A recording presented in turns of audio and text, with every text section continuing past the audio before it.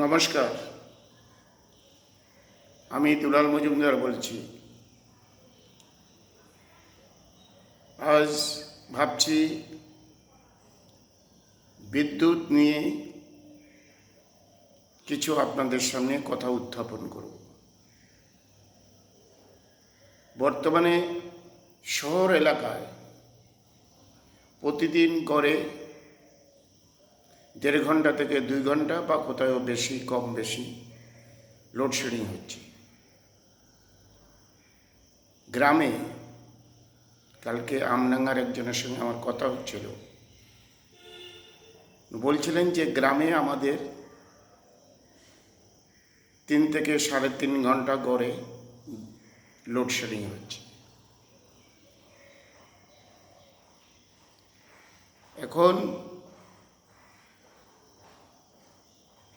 বলবো, যেটা 1977 সালে বামফ্রন্ট সরকার আসার পরও ব্যাপক লোডশেডিং হতো, কারণ তার আগে যে কংগ্রেস সরকার ছিল, আমাদের রাজ্যে ছিল বা দিল্লিতে ছিল, তারা প্রয়োজন অনুযায়ী, চাহিদা অনুযায়ী যে বিদ্যুৎ, সেই বিদ্যুৎ উৎপাদন করেনি। ফলে 77 সালে বামফ্রন্ট এসে বিশাল বিদ্যুৎ সংকটের মধ্যে পড়লেন। এখন তখন কিছু কিছু মানুষ তো বলেন বামফ্রন্ট আমলে শিল্প হয়নি, হয়নি। তো শিল্প যদি না হয়, কারখানা যদি না হয়, বিদ্যুতের এত চাহিদা হবে কীভাবে? তখন শুনেছি বিরোধীরা বলতেন 56,000 কারখানা বন্ধ হয়েছে, 56, তাহলে তো বিদ্যুৎ সারপ্লাস হবে, উদ্বৃত্ত হবে। যাই দুটোর সঙ্গে মিলত না এই বিদ্যুৎ সংকট। পরবর্তীকালে বামফ্রন্ট সরকার বিদ্যুৎ কেন্দ্র করেন, অনেকগুলো বিদ্যুৎ কেন্দ্র করেন। 1991 সাল পর্যন্ত যে আমাদের দেশের যে শিল্পনীতি, সেই অনুযায়ী 25 কোটি টাকার উপর যদি কোনো শিল্প করতে হতো, কেন্দ্রের অনুমতি লাগতো। 1991 সালে উদার অর্থনীতি চালু হওয়ার পর, উদার অর্থনীতি না তো নিষ্ঠুর অর্থনীতি চালু হওয়ার পর ওই নীতি ভেঙে গেল। ফলে রাজ্য সরকারের ওই যে বাধা ছিল, এই বাধা দূর হলো। কিছু কিছু বিদ্যুৎ কেন্দ্র করলেন, বিশেষ করে বক্রেশ্বরের তাপবিদ্যুৎ কেন্দ্র, কোলাঘাটের বিদ্যুৎ কেন্দ্র, আরও কয়েকটা বিদ্যুৎ কেন্দ্র বামফ্রন্ট সরকার করেছেন। কিছুটা বেসরকারি সহযোগিতায় করেছেন, নিজেরা করেছেন। তখন কেন্দ্রের যে আর্থিক সহযোগিতা করা, অনুমতি দেওয়া, বা কেন্দ্রকে রাজ্য সরকার বলেছিলেন আসুন একসঙ্গে করি, যৌথভাবে করি, সেটাও করেননি। একটা বাধা সৃষ্টি করেছিলেন, প্রতিবন্ধকতার সৃষ্টি করেছিলেন। কোলাঘাট তাপবিদ্যুৎ কেন্দ্র, বক্রেশ্বর তাপবিদ্যুৎ কেন্দ্র নিয়ে পরবর্তীকালে যখন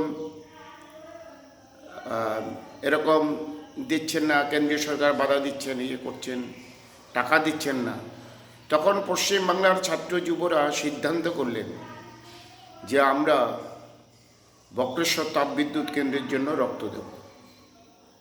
আমাদের রাজ্যে একটা বড় সংবাদপত্র, যেটা বামফ্রন্ট বিরোধী প্রচার করতেন, একদিনও তারা বামফ্রন্টের পক্ষে লেখেন। 34 বছরে একদিনও লিখতে দেখাতে পারবেন না। সেই পত্রিকা আপনারা জানেন, আমি ওই পত্রিকার নাম বলছি না। পুরনো কাগজ দেখলে বলবেন, পুরনো লোক যারা, তাদেরও মনে আছে, যখন রক্ত দেওয়ার সিদ্ধান্ত ছাত্র যুবরা করলেন, বিভিন্ন সংগঠনের পক্ষ থেকে করা হলো, ক্লাবগুলো উদ্যোগ নিল, তখন বললেন, হেডলাইন করলেন, বাঙালির রক্তের তেজ। সেই পত্রিকা জানে না বাঙালির রক্তের কি তেজ, যেটা নেতাজি দেখিয়েছিলেন, ক্ষুদিরাম দেখিয়েছিলেন, বিদ্যাসাগর দেখিয়েছিলেন, বিবেকানন্দ দেখিয়েছিলেন। তার জন্য রক্ত দিলেন। ওর মধ্যে দিয়ে বক্রেশ্বর তাপবিদ্যুৎ কেন্দ্র হলো, আরও কয়েকটা বিদ্যুৎ কেন্দ্র হলো। তারপরে তো এমন অবস্থা হলো, কিছু কিছু রাজ্যে দিল্লিতেও রাজ্য থেকে বিদ্যুৎ দিতে হয়েছে, পাঠাতে হয়েছে। এখন যেটা বলবো, গত 15 বছরে অর্থাৎ 11 সালে সরকার পরিবর্তনের পর যে টিএমসির সরকার আসলো, কিছুদিন কংগ্রেসেরও সমর্থন ছিল, তারা এই 26 সাল পর্যন্ত বিধানসভা নির্বাচন 1 ইউনিট বিদ্যুৎ উৎপাদন করেনি, একটা বিদ্যুৎ কেন্দ্র করেনি। একটা তো শিল্প হয়নি, কোনো শিল্প উদ্বোধন হয়েছে বলতে পারবে না। মুখ্যমন্ত্রীর অনুপ্রেরণায় তো সবই হতো, তো একটা শিল্প হয়নি, তবু কিন্তু একটু, আবার বলবো, একটা বিদ্যুৎ কেন্দ্র করেনি। যা বামফ্রন্ট করে গেছে তার উপরেই করেছেন। কিন্তু একটা সরকারের লক্ষ্য রাখতে হয়, আগামী 5 বছর পর আমার কি বিদ্যুৎ লাগবে, 2 বছর আমার কি বিদ্যুৎ লাগবে, কি শিল্প হতে পারে, কি বিদ্যুৎ তো শুধু শিল্প না, মানুষের বাড়িতেও প্রয়োজন হয়, দোকানে প্রয়োজন হয়, বিভিন্ন জায়গায় বিদ্যুতের চাহিদা আছে, ডোমেস্টিক চাহিদা আছে, ইন্ডাস্ট্রিয়াল চাহিদা আছে। সেই বিদ্যুৎ 1 ইউনিটও করেনি।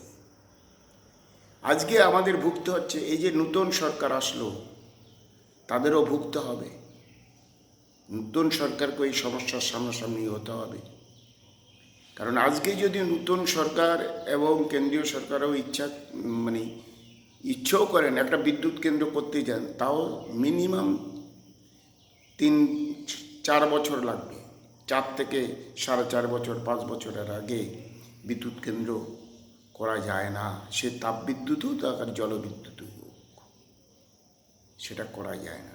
ফলে এই সমস্যায় বর্তমান যে রাজ্য সরকারকেও পড়তে হবে।